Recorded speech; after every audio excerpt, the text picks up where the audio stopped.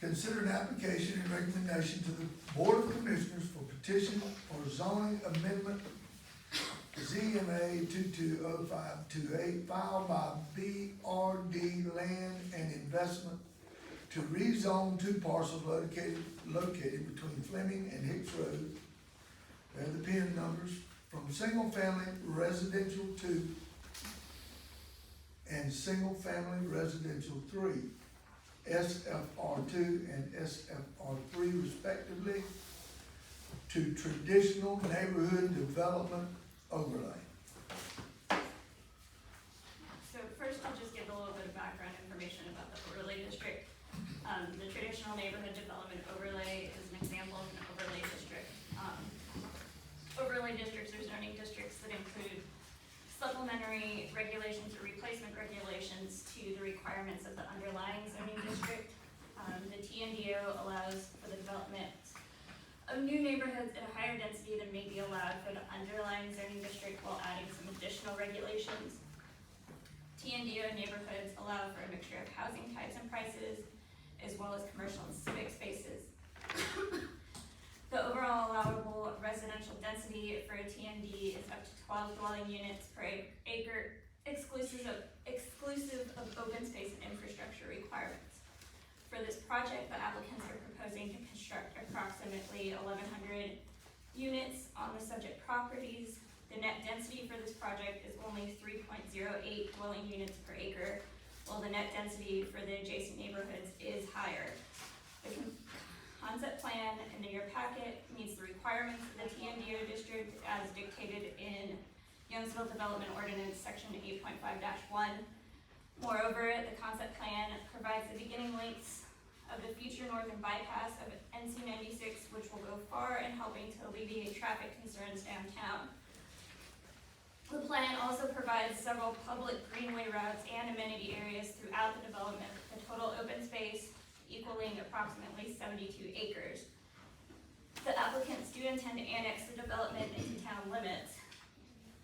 The property is bounded by SFR3, MU1, and MU2 zoning on 3 sides, all of which are compatible with the proposed zoning.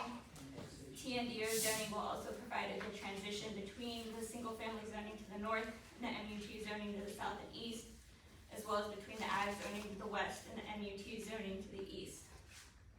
Application of the overlay district to the subject properties is consistent with the future land use map. The proposed rezoning is also consistent with the goal of plan for growth from the comprehensive plan, as it will provide a mixed-use community that transitions from varied residential uses to commercial along Cedar Creek Road, which supports both the existing zoning and the desired residential growth, as well as with the goals of downtown business retention and attract new businesses, as it will provide future residents within a walkable distance to downtown, as well as provide future commercial space for new businesses along Cedar Creek Road. Staff is in support of this request.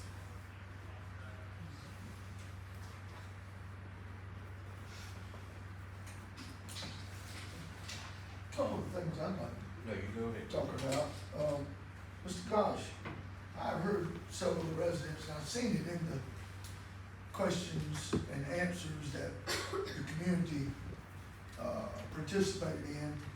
And I've heard them talk about an above-ground sewer pump. I've never seen one in my life, but is that something that's gonna happen here on this property? Because it looked like y'all said no, it's gonna be in there. It's a lift station. Right, lift station, I'm sorry. Yeah, no, I mean, it's a pump, that's what it is. Right, And the sewer lines are underground. right. The pump station itself is on top of the ground. But the lines are underground. And the pump is in a system basically underground too, right? Yes. So it's a lid on top, like a sewer cap, like Yeah. all pump stations I've ever seen. Yeah. But doesn't that make houses that are close to it, the sewer, when it backs up? It backs up. Public into- comment has been done. No, alright. So, Then why I'm is sorry, he, public comment has ended. And why that's was he the- speaking? Hey, why don't you Why was he settle speaking? down? But the farm has there's 2 and 10 Enough. acre lots, and they back up to Enough. this neighborhood, that's not Ma'am, conforming. ma'am, Will you you can be please- removed. It's not conforming. You can be removed. Please don't. So he was outburst, speaking because please. he was specifically asked a question. If they specifically ask you a question, then you will be allowed to speak as well. But other than that, the only person speaking are the members of the planning board and the person answering their questions. Thank you. And I'm just trying to get the gist of, because I read something different than what's been said here. And I don't know if y'all all perceived it that way. But what was said was that they're above ground pump stations. Well, no, there might be something above ground when you're changing the motor out. But it's below ground, and it's got a sewer lid on it, like all the sewers that you've ever dealt with. The thoroughfare that we're talking about, this is gonna connect, and I know this has been in plans, because I've lived here 35 years myself. But this has been trying, and the Mosses have been trying to get this done as long as I've lived here. And it was gonna connect up on 96, where the old restaurant, where it leads out. Is anything connecting in that part back to Fleming Road at this time? Is there any plans for that? Yeah, so the collector road that is planned as part of this project would run from Fleming to Cedar Creek, well, almost to Cedar Creek. It's like 500 feet away from Cedar Right. Creek. So, and then I think the idea is long-term that it would extend to the west, to 96 as you mentioned. But that wouldn't necessarily be part of this project. Right. And Chair Hurd, if I may, the length from Fleming to back to 96 to the west should be built as part of the S-Line project. How long is this, section Like a mile. And I also seen that the drawings would be 8 months, then 8 more months before any kind of construction would start? Oh, yeah, before you start to see dirt move, there would be all the permitting and site plan processes that go in it. We're estimating that about 8 months. And also, the county puts out 50, I seen that in the notes too, so there's 50, units allowed for water per year, per Is that development right? per year? per development per year. So with 1,000, this thing would take decades to complete. Would that be right? Would that be a fair statement?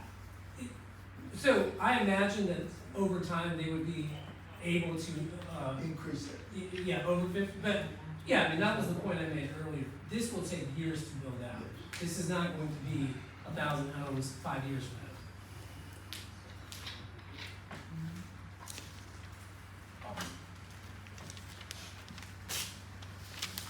I don't, I see some phase lines, but I don't know what phase and all.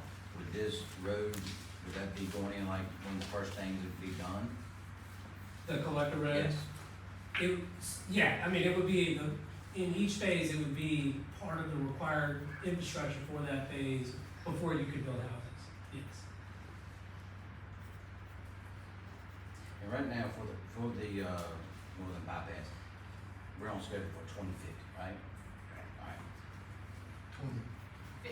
2050. For the Metropolitan Transportation Right. Plan for the region, earliest build out, if the UT were to build it, 2050. So right now, we're looking at no relief until then. If this section right here, this will put us hopefully further up to where this bypass can happen before the 2050 and relieve the congestion that we all feel and that we're all concerned about. That's correct.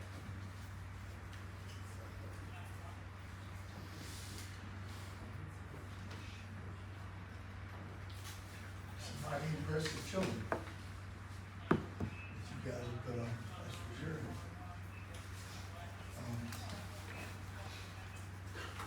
John, you have any comments? No, I don't think I have anything right now. Rich? No, you covered my question.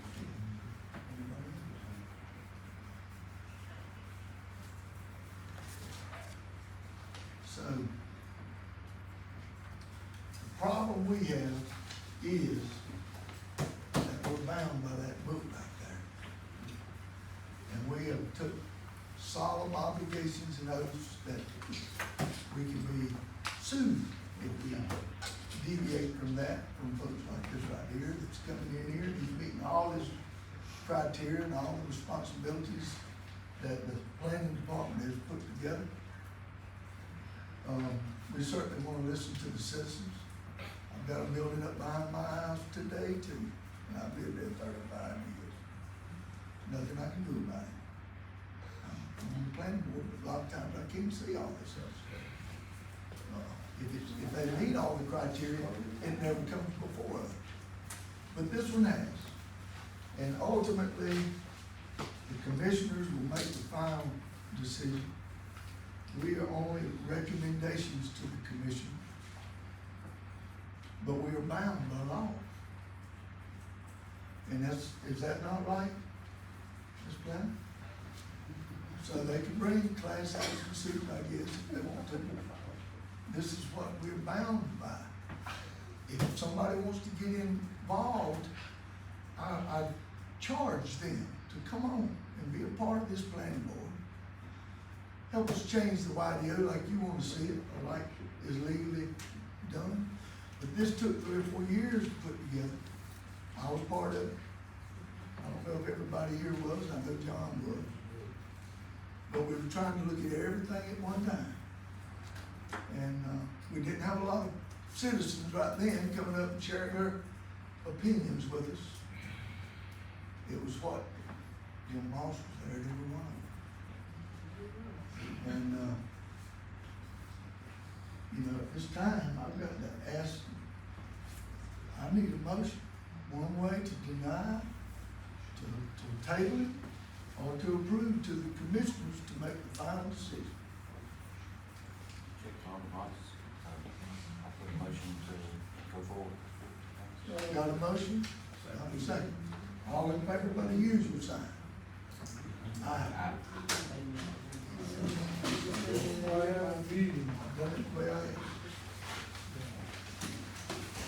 You wanna take a small recess while everyone on this? Let the noise die down. May I ask for one piece of public clarification? The road that you asked a question about the road going through. You can't say no, then why are we all here? Why are you here?